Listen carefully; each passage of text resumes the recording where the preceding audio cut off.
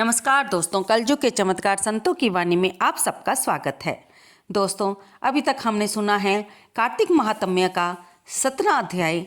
अब आज हम सुनेंगे 18वां अध्याय।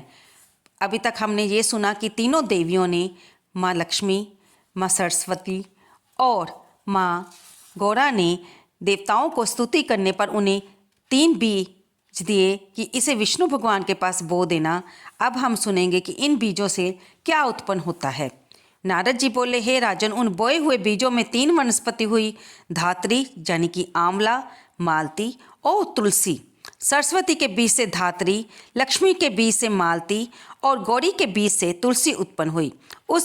जब भगवान विष्णु ने उन्हें प्रेम पूर्वक देखा तब तुलसी और धात्री उन्हें देखने लगी।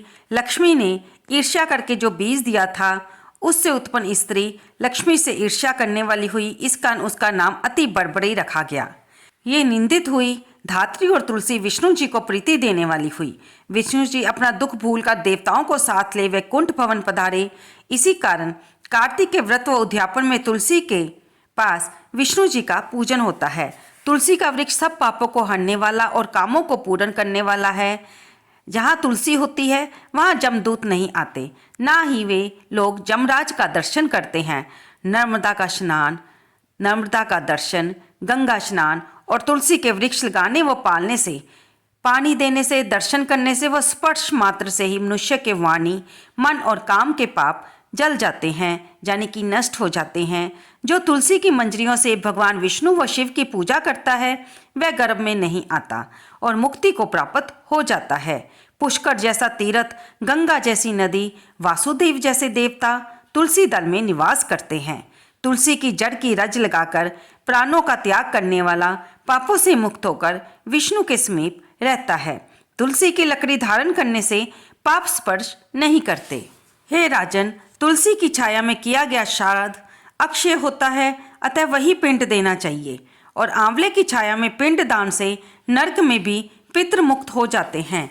आंवले का फल, तुलसी व द्वारका की रज शरीर में लगाने वाला जीवन मुक्त कहा जाता है। आंवले व तुलसी दल मिले जल के स्नान से गंगा जल के स्नान का फल मिलता है। तीर्थ, मुनि, देवता कार्तिक मास में तुला राशि के सूर्य में आंवले के वृक्ष में निवास करते हैं। जो मनुष्य द्वादशी को तुलसी तथा कार्तिक में आंवले के फल को तोड़ता है वह नरक को प्राप्त होता है। जो व्यक्ति कार्तिक मास में आंवले की छाया में अन्न खाता है उसके वर्ष भर के पाप नष्ट हो जाते हैं। आंवले के नीचे विष्णु की पूजा करने से पूरे क्षेत्रों में विष्णु पूजा का फल मिलता है।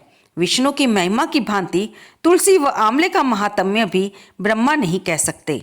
आंवले व तुलसी के जन्म की कथा भक्ति सुनने से और सुनाने से मनुष्य निष्पाप होकर पूर्वजों सहित विमान में बैठकर स्वर्ग को प्राप्त करते हैं।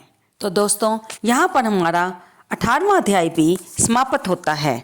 आपको ये कथा कैसी लग रही है इसे लाइक करें, शेयर करें और कमेंट बॉक्स में जय तुलसी माता लिखना बिल्कुल ना भूलें।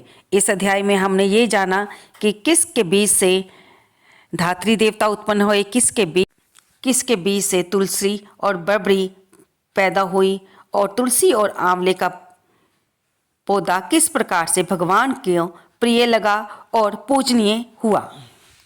इसके आगे के अध्याय में हम 19वें अध्याय की कथा जानेंगे।